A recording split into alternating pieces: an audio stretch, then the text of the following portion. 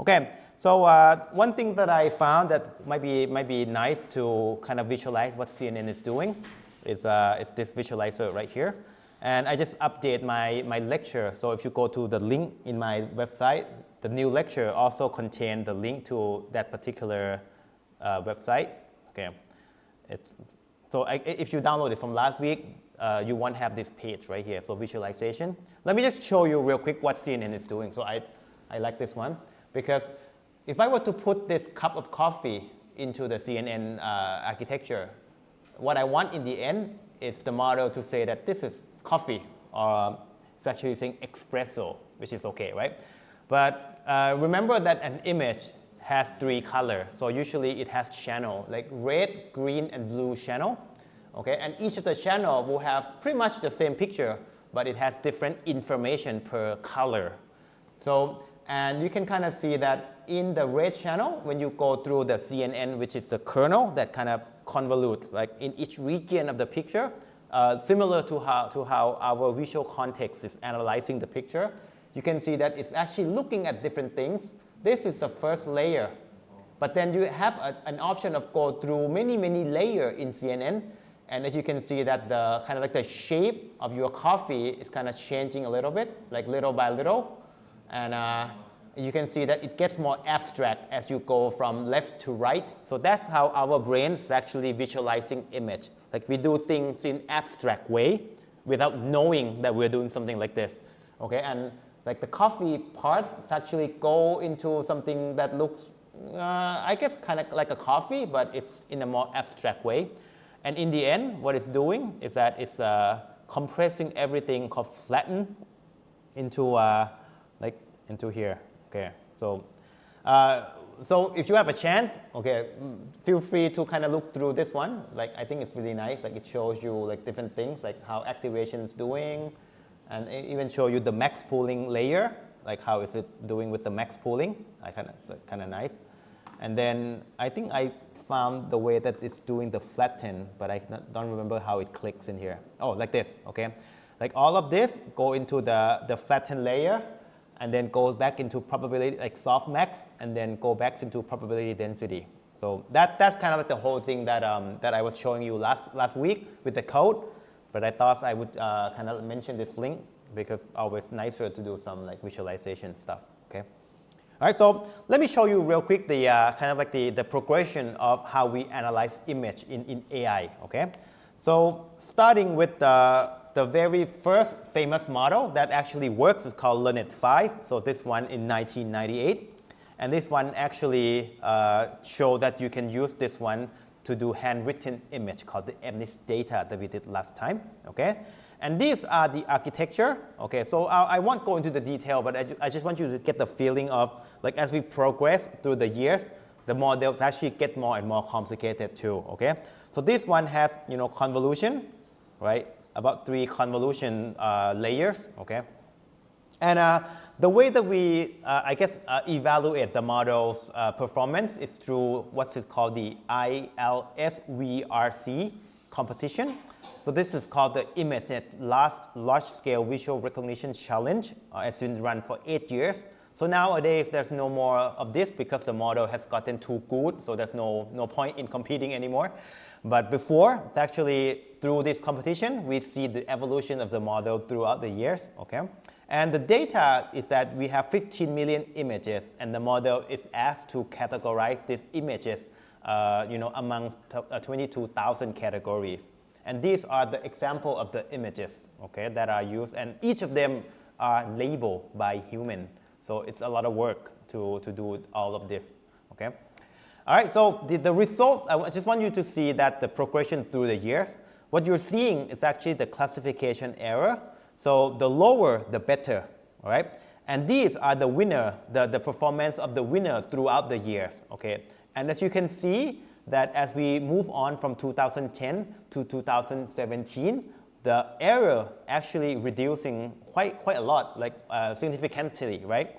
And up until 2015, this is where the model has not beat human yet. But from now on, it's actually start to exceed human ability. So about 2015, which is 10 years ago, the AI models actually do image better than human. So think about that, right? We solved image problem a long time ago, but we just solved the language problem recently with the ChatGPT stuff, okay? All right, so throughout the years, there are certain notable winners in this competition, and these are the name of the models. This one is called AlexNet in 2012, okay? And I want you to see now it starts to get more crazy. Now we have a lot of convolutions, and the model is actually split into two models, and then it combines later into the dense layer later, okay? And also there's one called GoogleNet, okay? It's called not GoogleNet, but GoogleNet, okay? This one actually have like different architecture. This one kind of split into like different parts and combine later. And also this one is called ResNet, which is probably the go-to model if you want to do image nowadays. There's much better one, but this one is actually on the, I guess if you want to be at the higher performance, but without doing too much computation, ResNet would be the go-to model to go, okay? So this one is the one that starts to exceed human ability, okay? And this one has some special architecture called skip learning, okay? And that's just a detail, okay? And throughout the years, you can see that the model actually increased in accuracy, and the size of the models actually also increased too, okay? And this one is called the accuracy versus the operation. So the larger on the right is actually the larger the model, and ResNet is about this much, and now we have even more, like 155 million parameter is something on the order of that. Okay, all right. So and then if you're curious, we can also reproduce all of this model in TensorFlow. I want to show you real quick that all of this already in the example. For example, LearnNet 5, you can actually train the model and see how long it takes, okay? This one has about 61,000 parameter, so not that much. But I go to AlexNet, and this one starts to have 6 million parameters.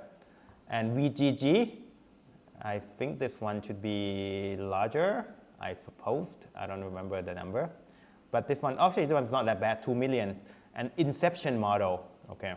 So 38 million. So I guess the biggest one that I do in the code is about 40 million parameters. This one is called Inception. And you can see that the models start to get crazy. So if you want to try, feel free to upload this to Google Colab and just try to run it to see how long it takes. It takes a long time to train.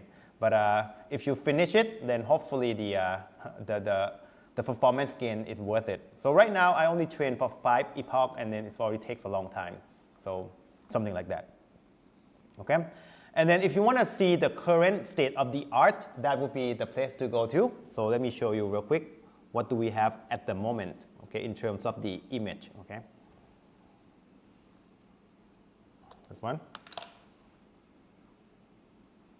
Okay, so this is called the image classification on the image. So even though the competition is no longer run, but then people still kind of report the model and then the result from the same data set that is used in the competition.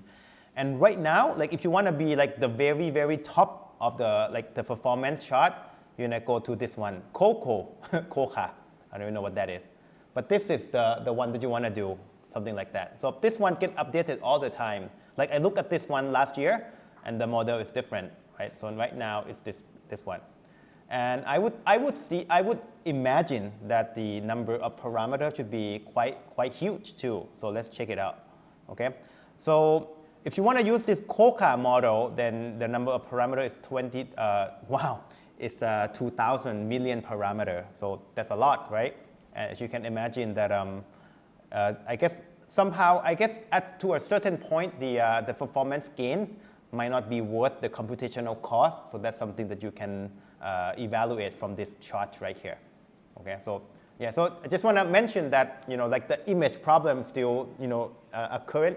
I mean, as not the hottest trend right now, but it's still an going on effort to make it even more accurate, right?